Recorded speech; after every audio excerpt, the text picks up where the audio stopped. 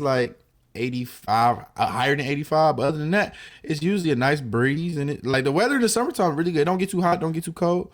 Yeah. So and at nighttime it'll be about 65, 70. It don't be bad.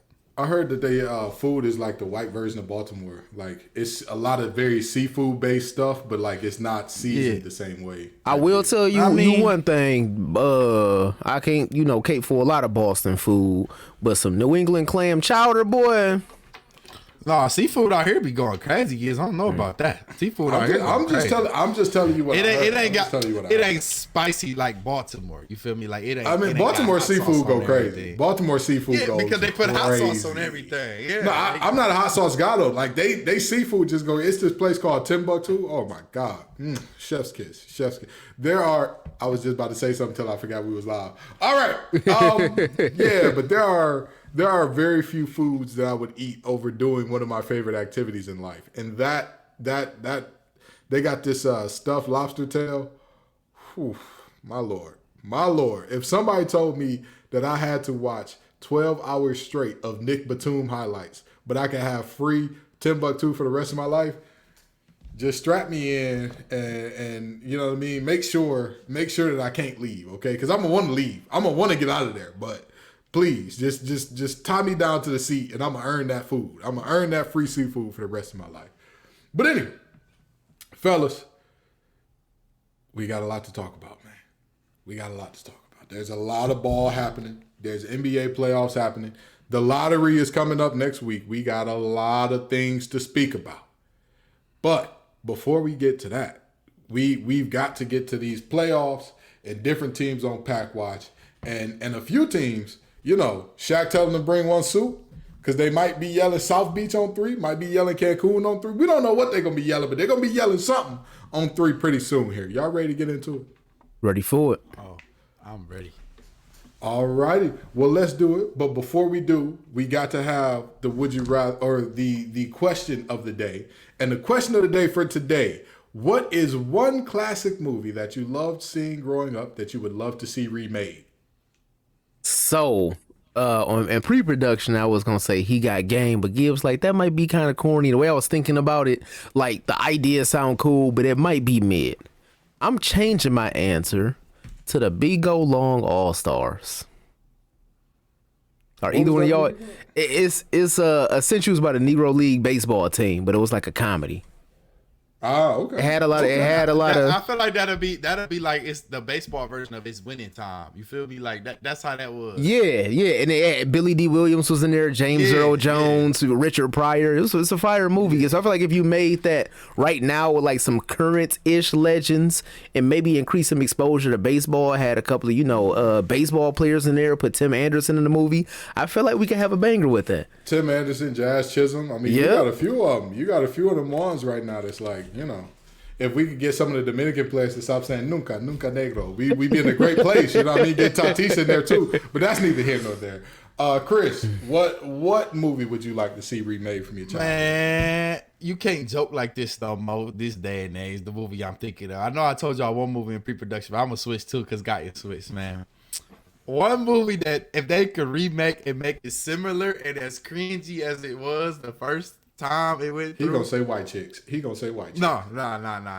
Okay. That ain't old enough, I feel. Yeah, that's facts. But this one around the same ballpark, believe it or not. The Water Boy. If they could remake The Water Boy, that'd be some heat, bro. But you can't talk like that no more, though. They not gonna let that slide, man. Yeah, you can't, because he was developmentally delayed a little bit, and like that was like a big part of the joke, which. But that movie would be some heat with the technology nowadays. That movie would be some heat. I'm not gonna lie to you. Josh answered. I didn't give an answer in pre-production because I was thinking this over. And Josh answered, He Got Game made me think like, what show was heavy even when we were kids, but it was like still a really good show or a movie. And the conclusion that I came up with, I would love to see Static Shock get ran back. I would love it. I would absolutely love it. The only reason I didn't include that is because it's a Static Shock movie coming out. What? Yeah, I think it dropped early. I think it dropped early next year.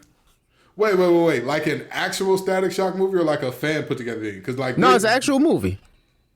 Hey, stop playing, bro. Stop playing. Yeah, it's an actual movie. Who they gonna get to play static? Who they gonna get to play static? Who they go?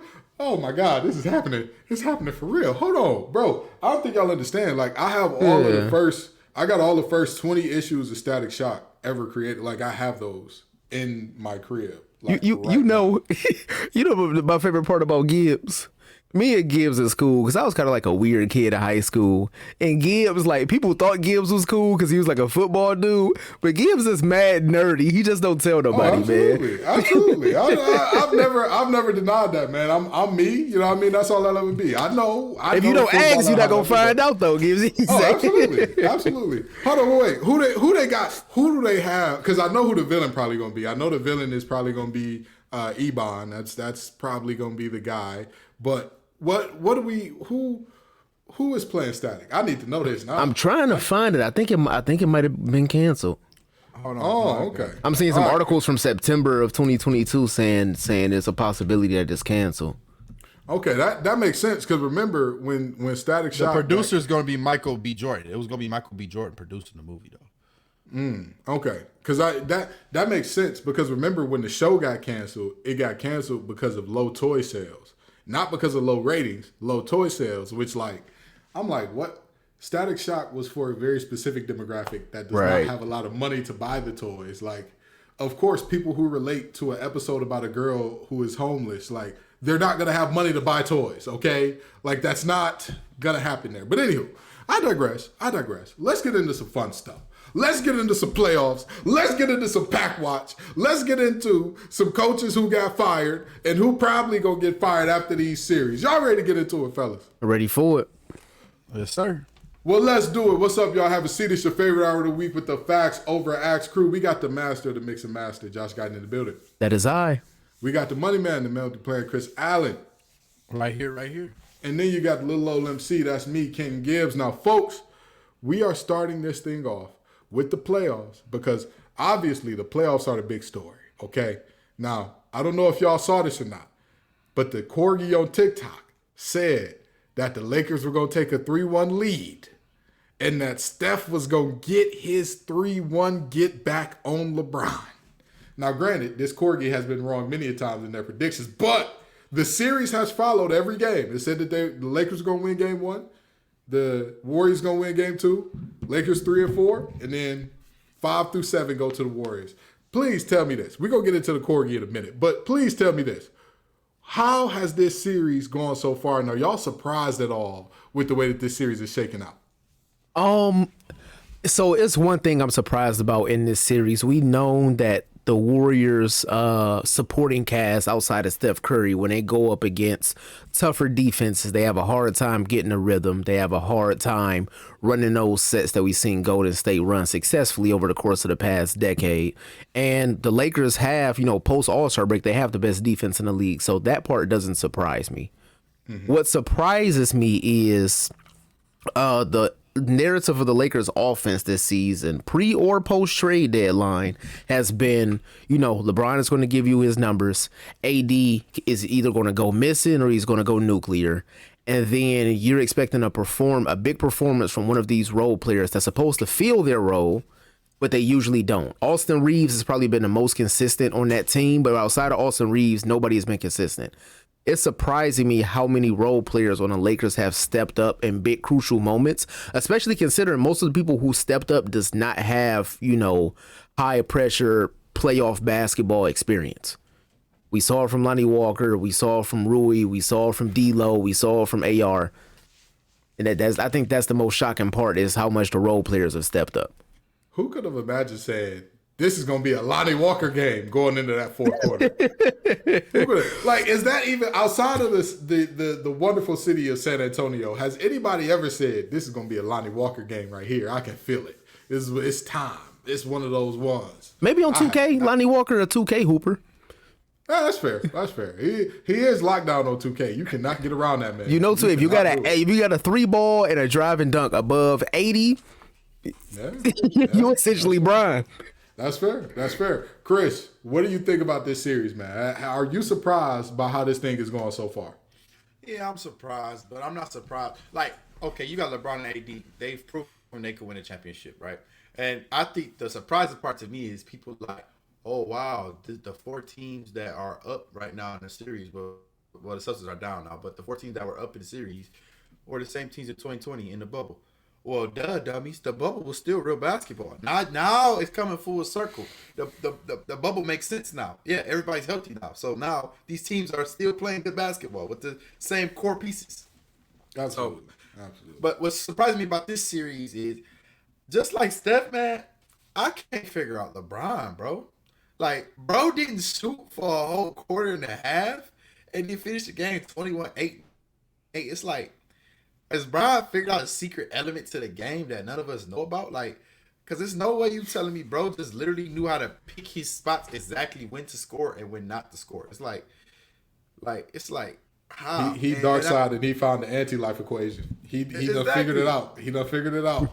Yeah, it's like, and I'm looking in the comments. I'm not hearing that we might need to trade Jordan Poole, because last year all you heard was it's a pool party. It's a pool party. No. I got something I gotta say about Jordan Poole. Stop the show. Stop the show. Stop the show. Hold on. I got something I gotta say about Jordan Poole. Talk your talk. Talk your talk, Josh. I am a person that, when it comes to career wise, I didn't go down the best path career wise. I work this job, I work that job. I make enough to pay my bills, maybe have a couple of leftovers, right? Right. I'm trying to figure out what's going on with these NBA players to where you work your entire life to get to this moment. You work your entire life to win a championship like you did last year. And the journey stops there? Jordan Poole is what, 23? I believe so. He's like 23, this man 24. did not work on his game at all during the offseason, and we can tell that. You got this big bag. You got a world-class facility to work in. You got some of the best coaching staff in the world. You have a mentor in Stephen Curry. They're laying out the red carpet to say, yo, we saw what you did last year. When Steph Curry is old, when Steph Curry is on his way out, this can be Jordan Poole's team. You're the heir apparent. And instead of taking a sum of money and putting it to his body, instead of taking a sum of money and saying, hey, this is how I got to work on, he's spending $50,000 to go on dates with Ice Spice. Some people don't think that's a bad idea. That's a terrible investment. I'm not trying to flex. I know that. Beauty is in the eye of the beholder, right? Everybody got they taste. I can say all three men on this panel have been on dates with women who might look equally as good or better than Ice Spice for free. Yeah, that's fair. For way less than $50K. I was about to say, it wasn't. I'm saying they didn't charge us a upcharge fee in order to go on the date and then went on the date.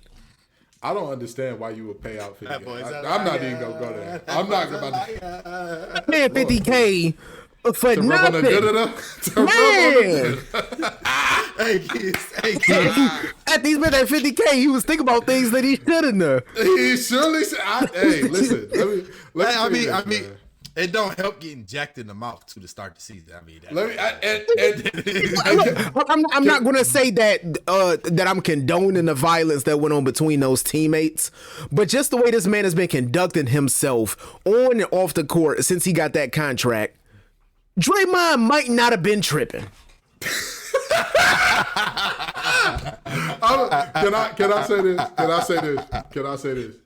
I'm not of all the folks on Facts Over Acts. I said that this series is going to be 5, maybe 6. The only thing that I got wrong was the fact of who was going to go nuclear and how it was going to happen. But I knew from the beginning the Warriors, the Kings did everything they could to give that series to them. If Domantas Sabonis could hit a 15-foot jumper, we would be having a very different talk right now. Yep. The Warriors consistently left him open at 15 feet and said, we're not going to give you the rim. You can pass all you want. You have to hit this shot. And he couldn't do it. He got in his Ben Simmons Duffy. He got in his international can't shoot Duffy and said, hey, I don't know why y'all keep talking all this mess about it. American players don't work on their skills and they just athletic. I guess I'm American too then, because I'm not going to be able to do nothing from this 15 feet. With that being said, I knew that these Warriors, the dynasty showed too many cracks. It showed too many moments where it's like, yeah, this is about over. Y'all had your fun. Y'all had won 4 championships. Great job. More championships than most teams in the league have all time. Absolutely. But they showed at multiple points it was nearing its end. And we're seeing that in real time in what we're seeing. The biggest thing for me is their late game play calling. And by late game play calling, I mean complete and utter lack thereof. What do you mean give the ball to Steph, give the ball to Jordan Poole, and get out of the way? What do you mean? Steph has a literal freak of nature. 6'11" was a point guard till he was, 17? Defender on him. Nobody coming to set a pick? But my thing is, we've seen these elevator screens, we've seen these backdoor actions, we've seen these floppies from Golden State this entire dynasty. I haven't seen it at all this season. Yeah, that's fair. That's fair. That's fair. I mean, what I'll say is though, that is an ideal matchup you do want though at the end of the game. You want Curry on AD. Listen, hear me out. No. Take the names out of it. You want your guard that has a good handle against the big man, right? Yes. But what they miscalculated on is AD can play the perimeter and he can play the pick and roll by himself. So was that the right decision at the time? No. You had Lonnie Walker on the floor. I'm pretty sure Steph could shred Lonnie Walker or get a bucket on Lonnie Walker. Dennis Schroeder was on the floor, wasn't he? Yeah. If Dennis is on the floor, that's the guy. That's him. Whoever is checking him or whoever he is checking. Set me a pick right now. Reason why I say that though, Gibbs, is I think you taking credit from the Lakers in that. Darvin Ham actually, he kind of rolled with AD. I mean, yeah, he did, and he told us the Lakers credit on that. Yeah. I give Darvin Ham more credit than I'd give the Warriors tap on the shoulder like that's the wrong move, because at the end of the day, AD could guard the pick and roll by himself too. So it wasn't no getting AD off of Steph. So, but that's my whole point. Like if you have so when you get the switch and AD is on Steph, that means you have a big matched up against a very small. Like Steph taking that shot. Don't get me wrong. We all love Steph. We all know what he's done and all that good stuff. We also know the fact that he has not hit a go-ahead shot in that situation. And you think the first one's going to be over Anthony Davis? This is a playoff. That was not the time for a desperation shot. Reset. If the Warriors reset and called a play, it would be 2-2 right now. Yeah. And let me say this. The other part of this that I was not expecting is the Lakers have won a couple of these games, but the Warriors also gave one away. Like, what was it? They gave two away. They gave two away. Well, the Jordan Poole shot was a bad shot, but I don't want to consider that one giving the game away. However, those last 3 possessions when one was Steph throwing the ball out of bounds randomly. They had a timeout. Crazy. The other one was them running that hammer action that ended up in an easy pick by Anthony Davis. They gave that one away. I 100% y'all pissed down your leg. I didn't expect that. I thought if you're going to beat the Warriors, you have to beat the Warriors. The Warriors won't beat themselves. And they said, Ken, you're wrong, brother. You do not know us. We will for sure beat ourselves. We will find a way. They treat you like Chris Paul when he said he was addicted to the finals. Listen. They said, brother, you finna go through some withdrawals real quick. Real quick. Because Chris Paul ain't been back since. But anyway, do y'all think that the Corgi was right? Do the Warriors come back and win this thing in 7? So I will say 2 things. One, I was thinking about it all day, and just for the sake of we're trying to get the numbers up on this podcast, I was about to go in this Warriors in 7 tangent, even though I don't believe it in my heart of hearts.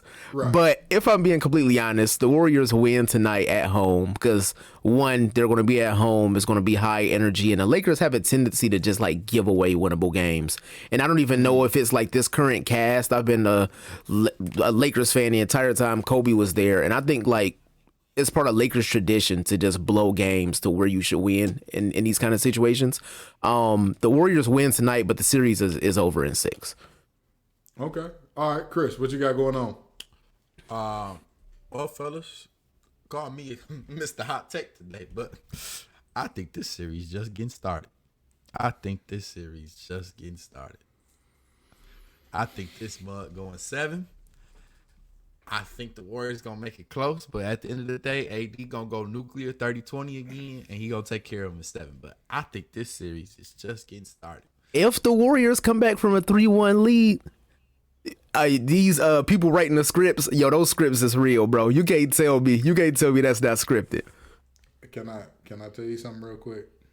Go right ahead. I've been holding on for a while. That I've been maintaining for a while that LeBron hasn't gone nuclear, and he needs to go nuclear to win these games.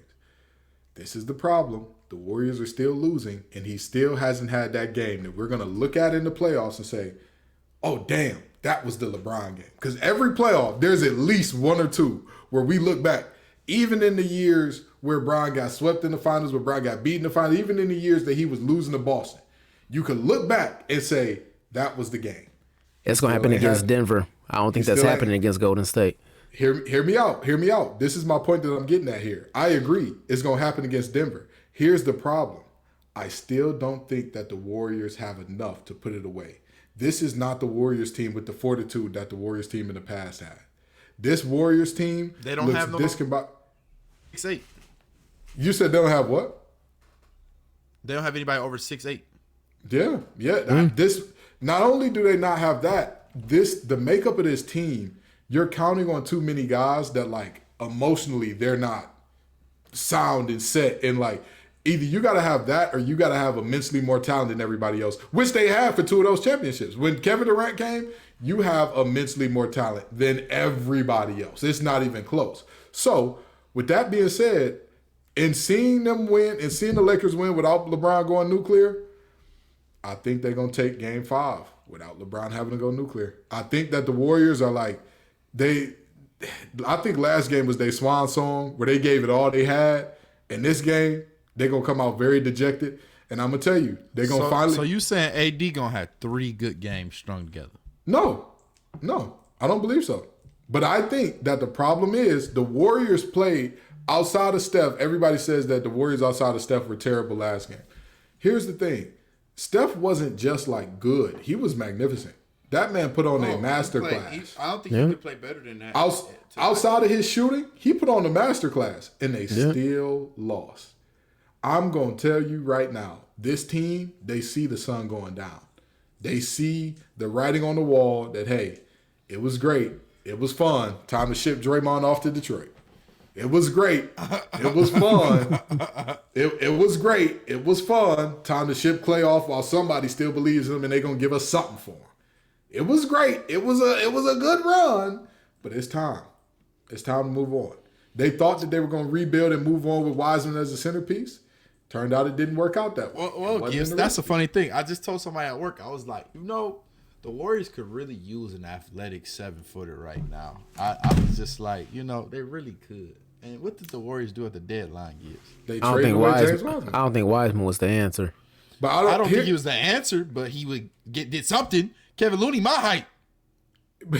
Kevin Looney gonna do a better job defending AD and grabbing rebounds than James Wiseman probably ever will. But I don't think that Wiseman was the problem. I don't think it's Wiseman. I think that this team is literally, they've just gotten too old as a unit together, and their deficiencies are growing too big. They're growing.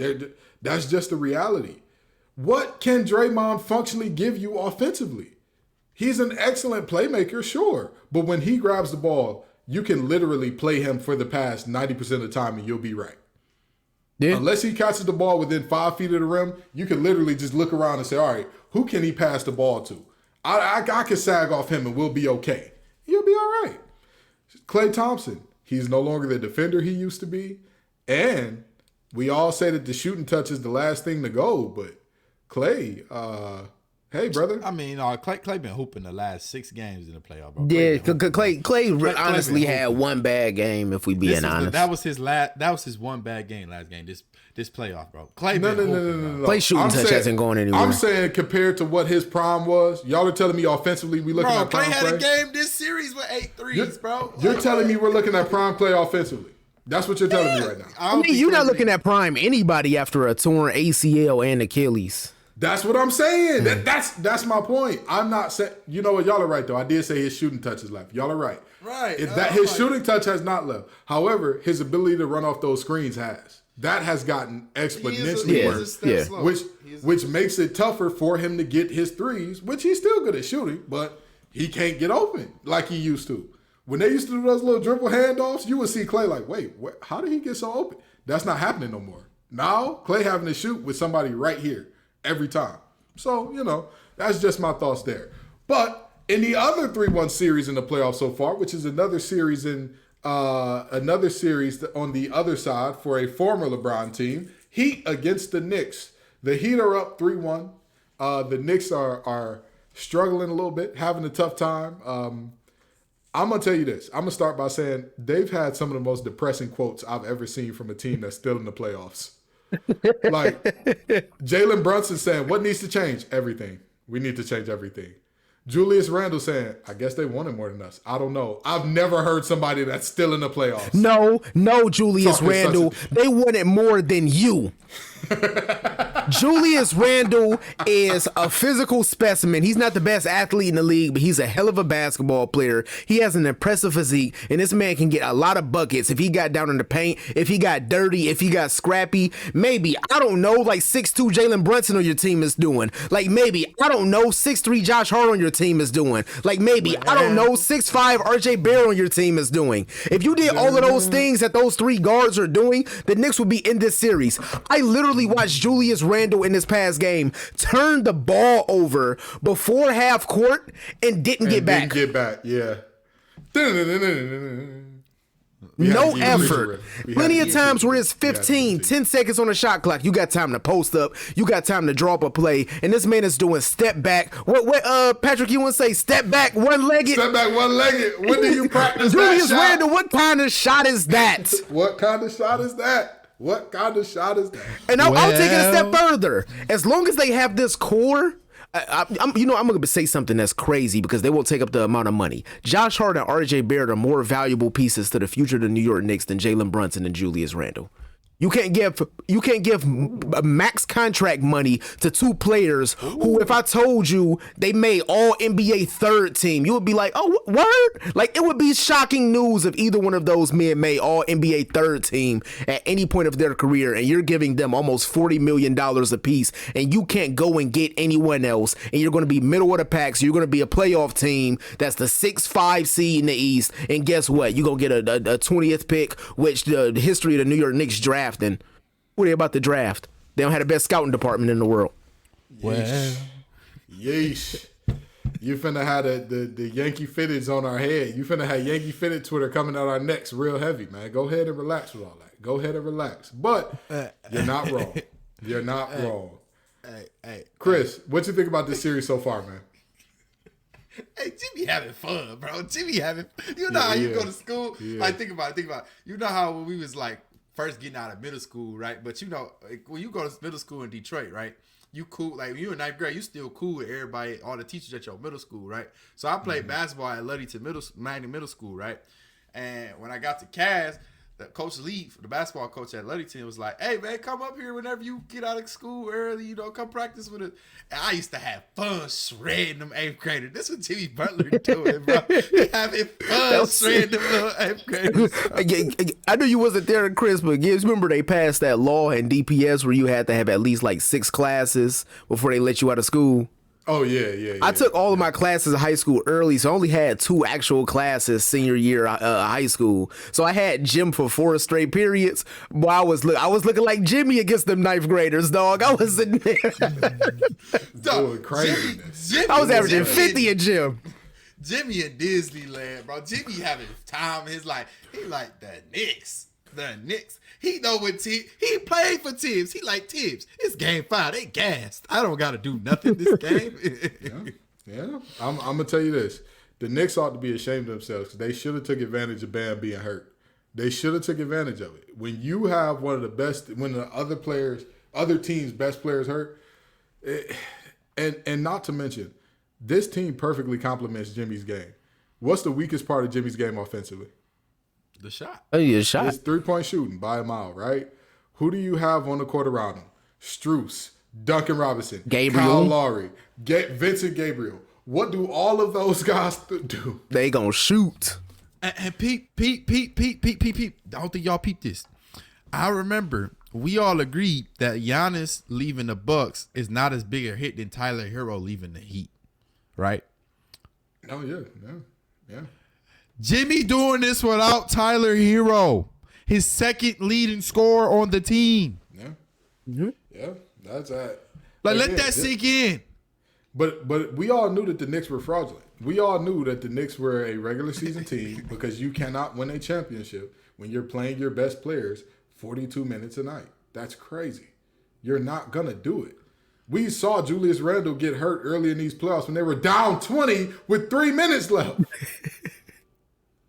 My brother in Christ, if there is any moment where you say, you know what, we can see, hey, players that never play, go ahead, bro. Y'all been collecting bread all year. Go on and get on the court. That's the moment.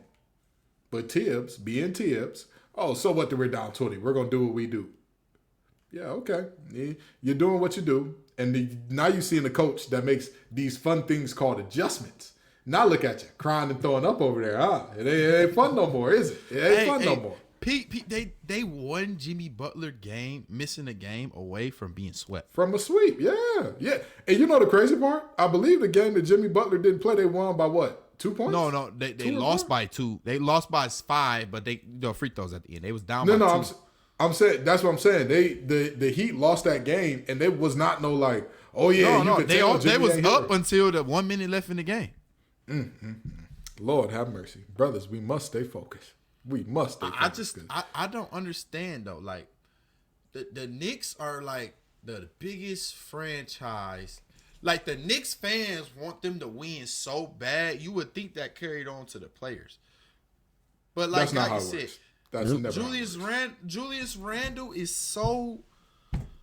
He just like, you know what I mean. Like if he lost 10 pounds, hustled on defense, hustled on offense, Julius Randle is a.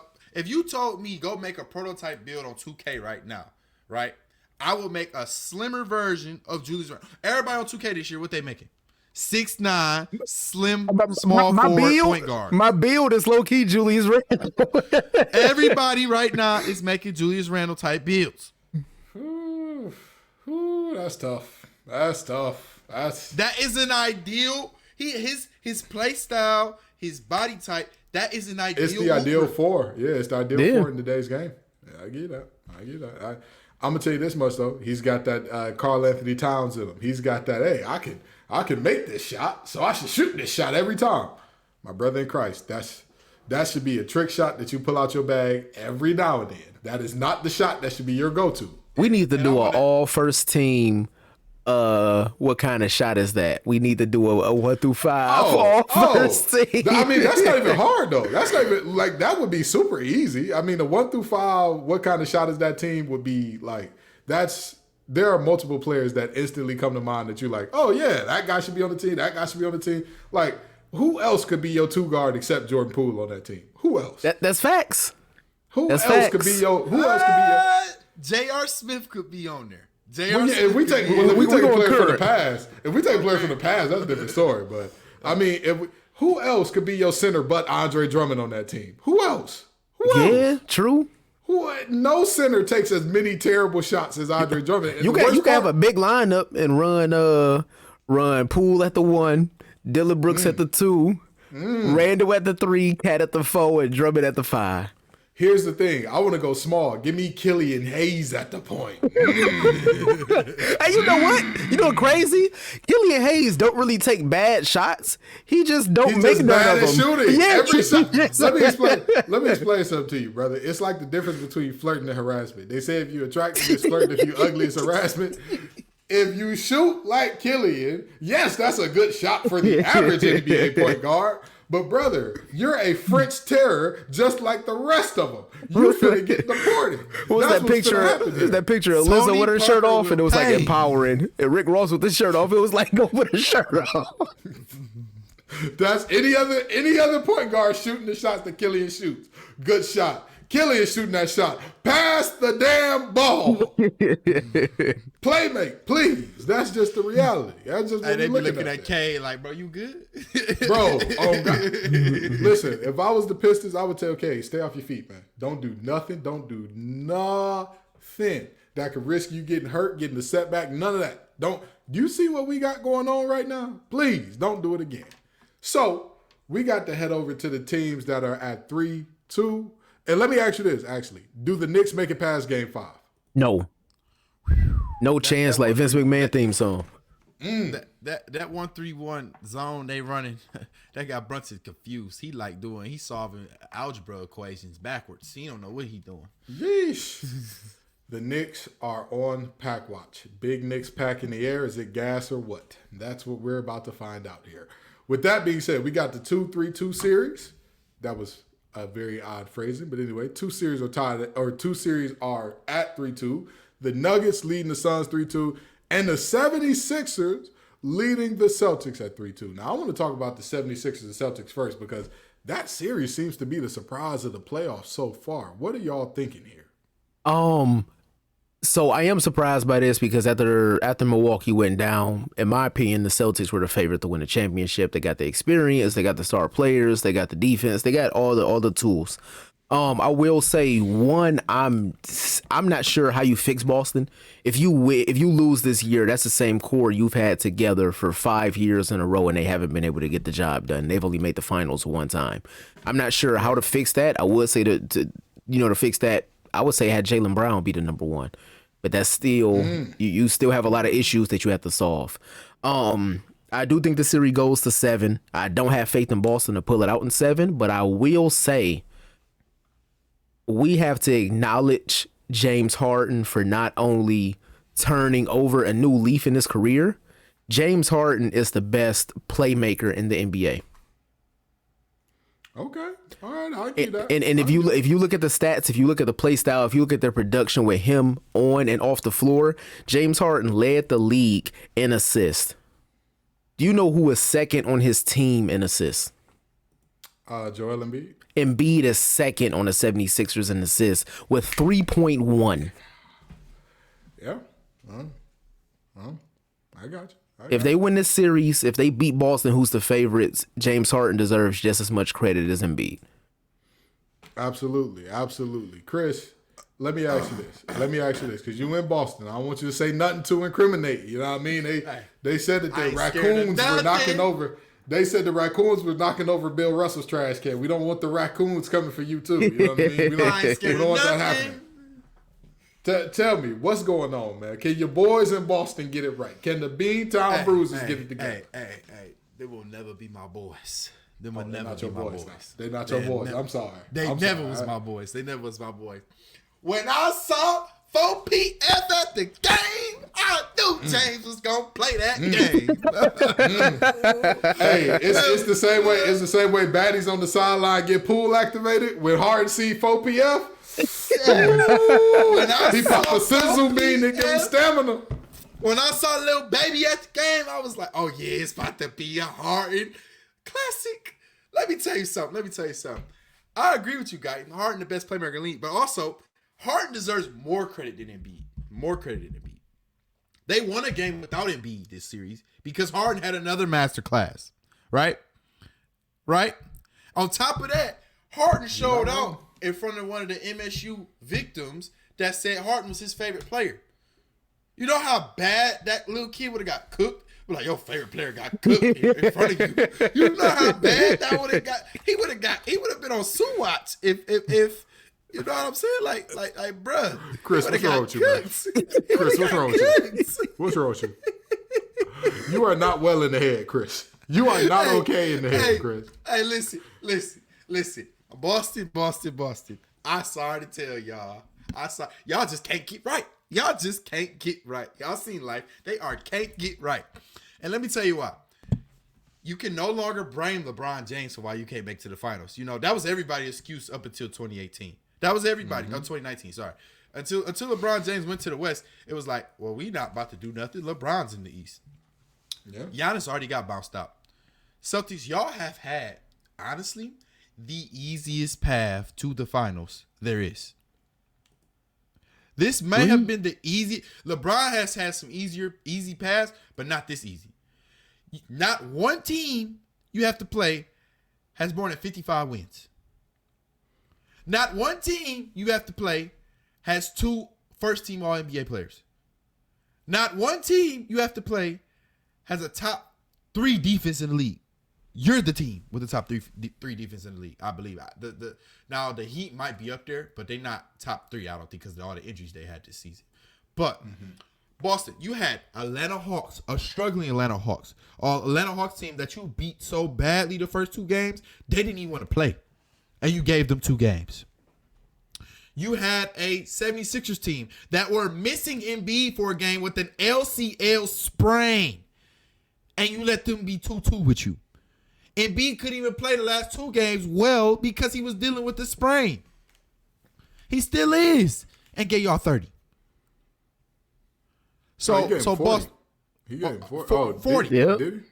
40. Oh, I'm sorry. It was 34. It was 34. You're right. Yeah. You're right. It Harden wasn't had 40. Harden had You're 40. right. You're right. I was incorrect. He gave him 34. I was incorrect.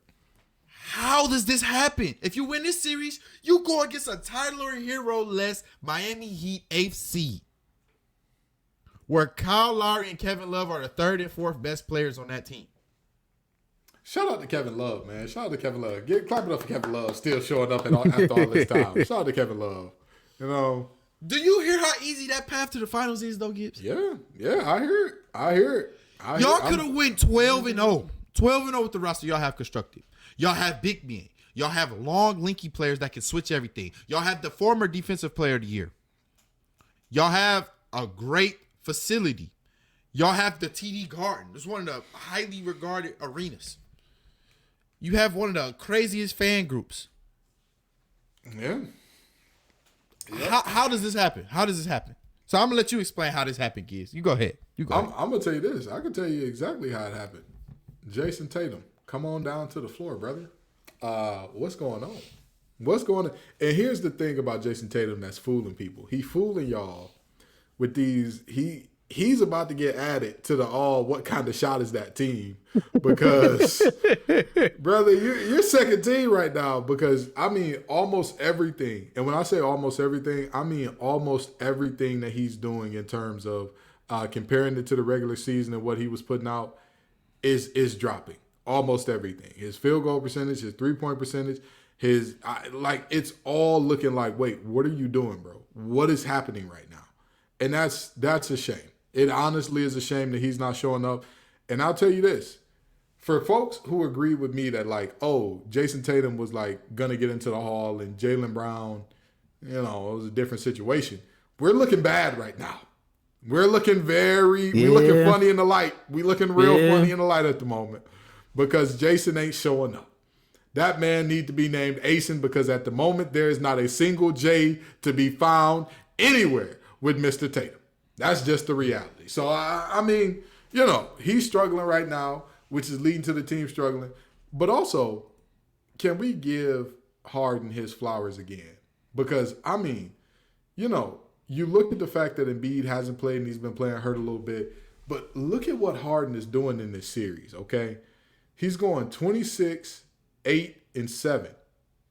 That's not impressive enough. Let's talk about the splits. 47% from the field, which for a guard that is very 3-ball oriented, amazing. 42% from 3. Not only is he 42% from 3, he's 42% from 3 on 8 attempts, 7.6, which rounds up to 8 attempts per game. 86% from the line. This man, we could talk about him being a playmaker, but honestly, Harden is still just Harden. He's just not him all the time. He's not who he was all the time, but he can still show up and say, in the words of Tim McGraw, I ain't as good as I once was, but I'll be as good once as I ever was, because he's showing up. Hey, hold on, that's a bar. Hold on, what song is that? That's the name of the song. It's I ain't as good as I once was. That he's saying he's showing up. I'll be good once as I ever was. That's he's showing up. He said, hey, listen, I can't give you 40 and 10 a game no more. I can't give you that. But I can give you a game here and there of 40 and 10. If y'all come with me, Maxie, come with me. We'll be all right. Tobias, come with me. We'll be all right. But every now and then, I'm going to give you one where y'all can just step back and let me handle. I gotta mention his stat line last night. I gotta, because it's giving Tony Snell. It's giving Tony Snell. Okay. Talk about Al Horford, come on down, big fella. Come on down, big fella. You had 8. You had 5. He had a cardio stat line. He had a cardio stat line. Like lots of cardio. Lots of intense cardio out there.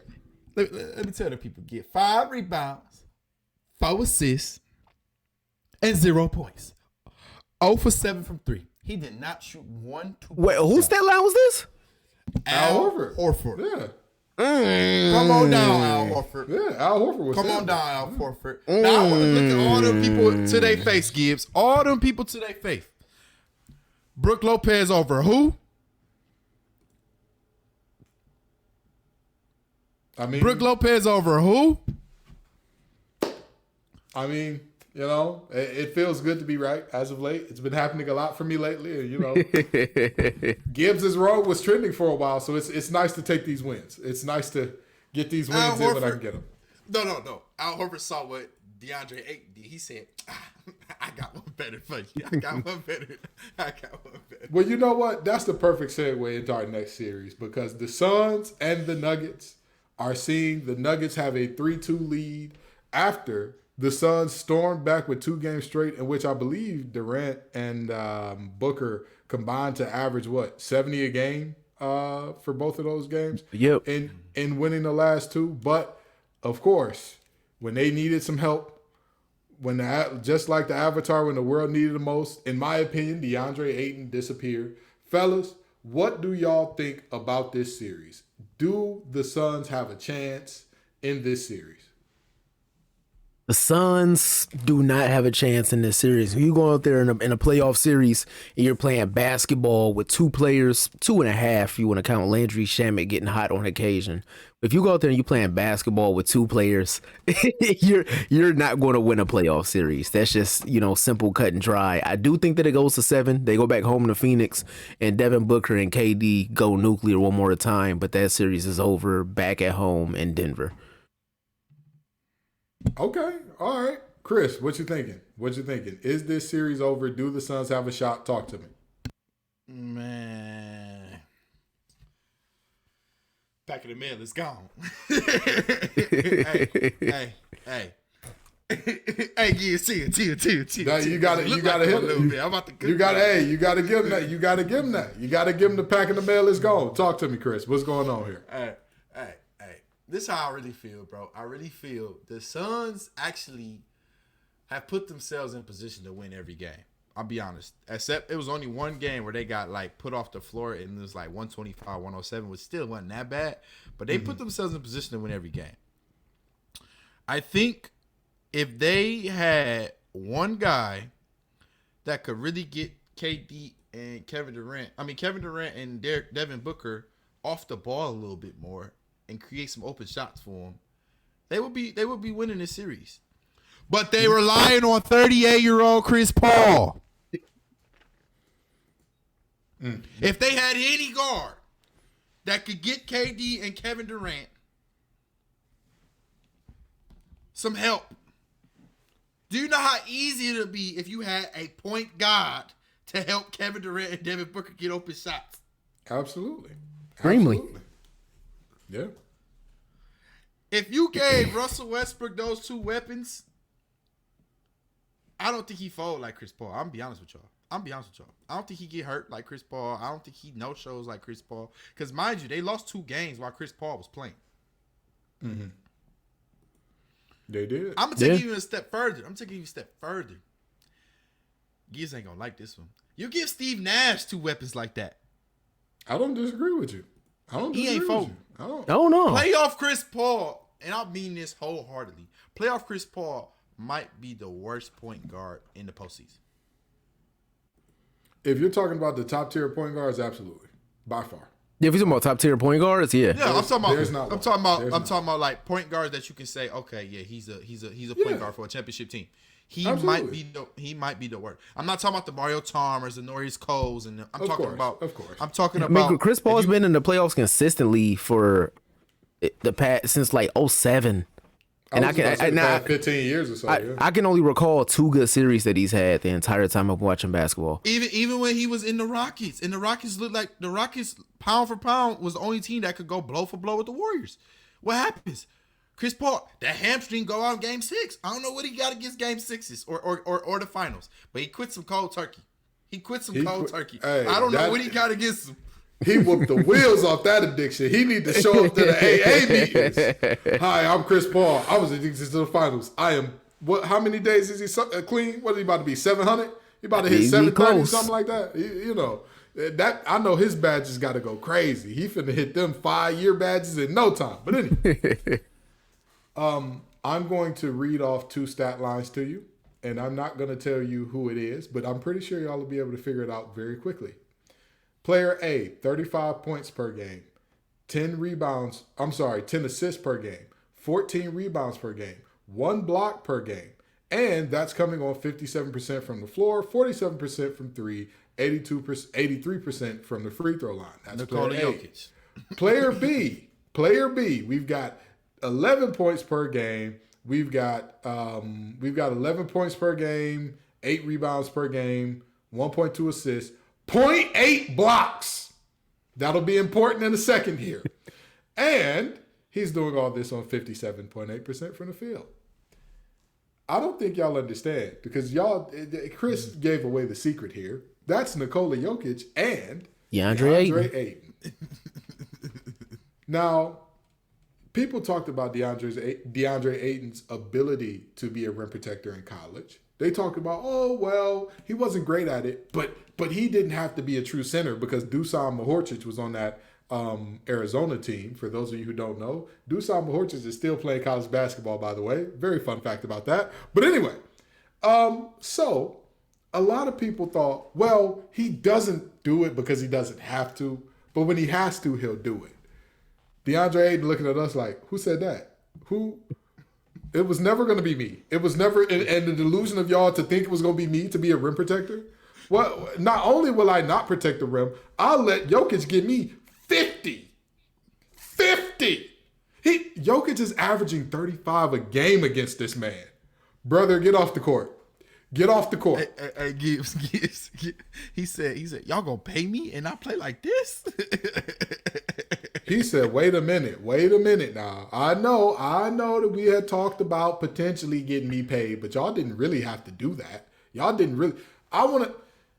This team, or not this team. Let me rephrase that. Monty Williams gave a shout out to Jock Landale. Do you know why he gave a shout out to DeAndre Ayton's backup, Jock Landale? He said he's playing with the right energy, attitude, and effort. Now, y'all know me. Facts Over Acts listeners, y'all know me. When I played ball, I was never the biggest, strongest, or fastest. But energy, attitude, and effort, I'm going to have those in spades because that's what I can control. That's between me and me. I get to show up. I wasn't getting paid. I was not getting paid when I was playing. And I showed up every day like, I'm going to change my life with this game. I'm going to change my life. I'm going to change my family life. I'm going to change everybody's life with this game. So I showed up every day. Hey, I love being here. I love doing what I get. I love getting to do what I do. DeAndre Ayton, it feels like he has to play basketball sometimes. It feels like, it's like, hey, bro, I don't want to leave the house today. DeAndre, you have to go to work.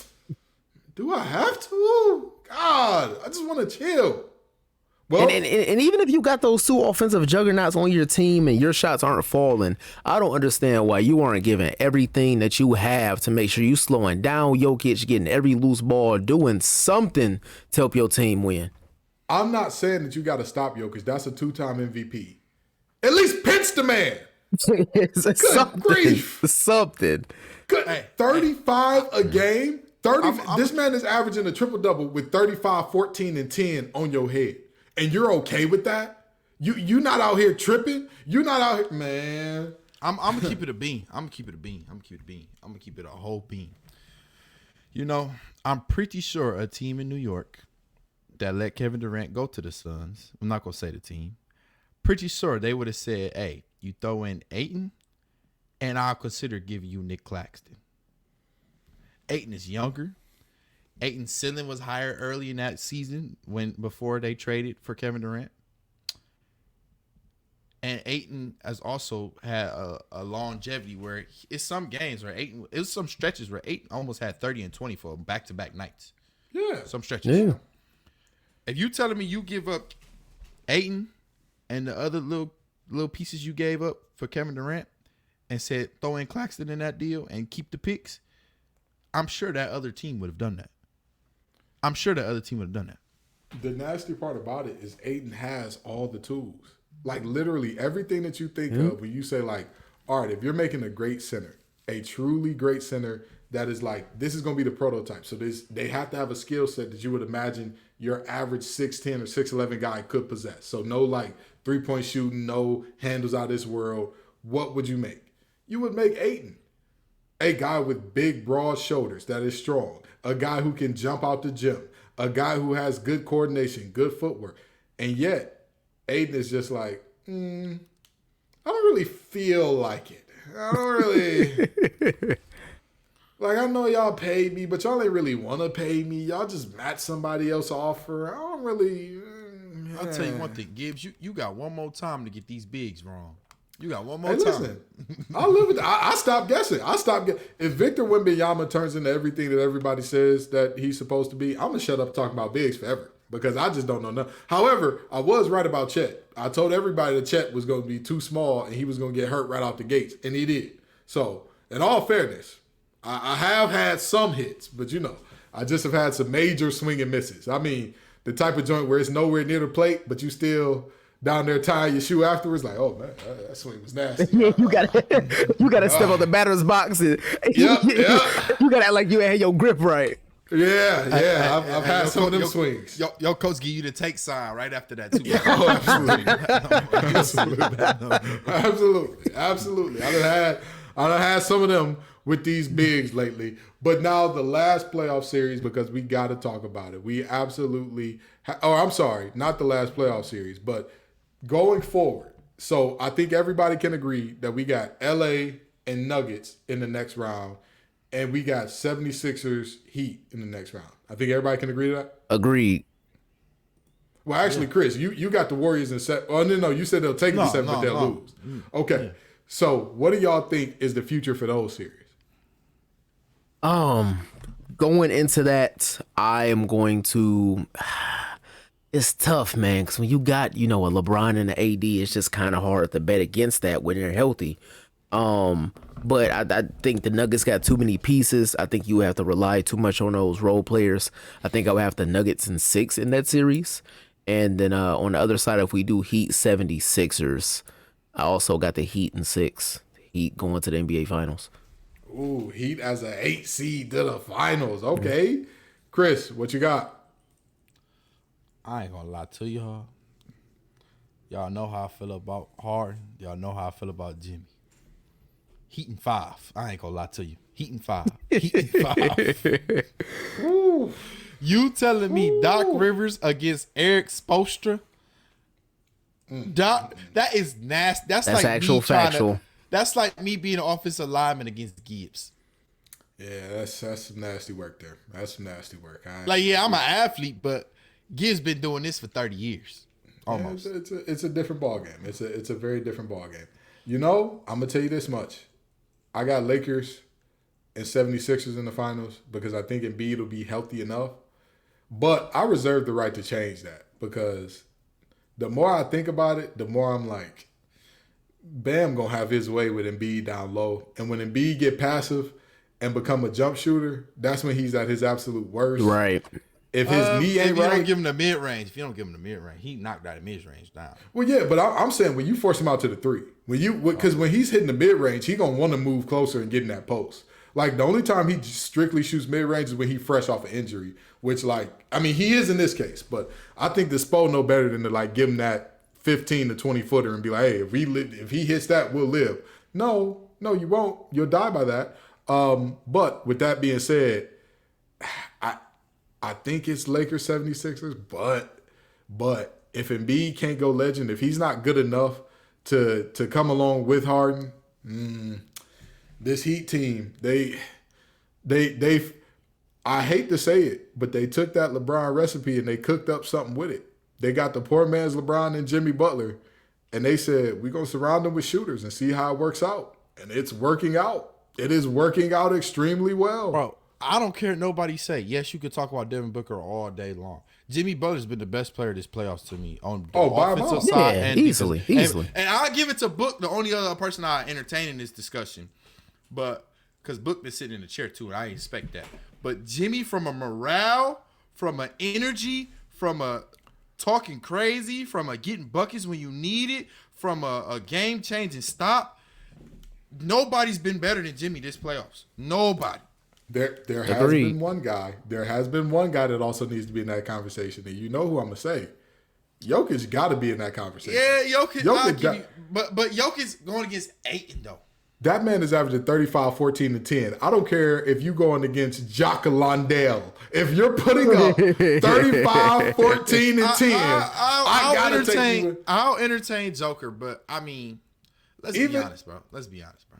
Against the quote-unquote Stifle Tower, he was putting up 26, 12, and 9. Like, you got to give it up. You got to give it up to the man. And the craziest part about it, I hate talking about Big's three-point shooting ability in terms of, like, this may be the best part of his game. That man's shooting like 49% from three in these playoffs. That's insane. Yeah. That is legitimately insane. He might be the first player that might shoot 60, 50, and 80.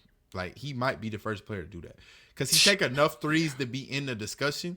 And he makes, like, he'll go 1 for 2 every game. And that'd be, like, enough threes to be in the discussion. Yeah. Well, against the and this is the worst part about the Nuggets. This is the part where I think the Lakers are going to beat them. Every time that Jokic goes nuclear offensively, the rest of the team just does not show up. Like, they just are like, we'll take a night off. His highest scoring games this postseason have been 2 games that they lost. 50 against the Suns and a loss. I want to say he put up, 45 or something along those lines.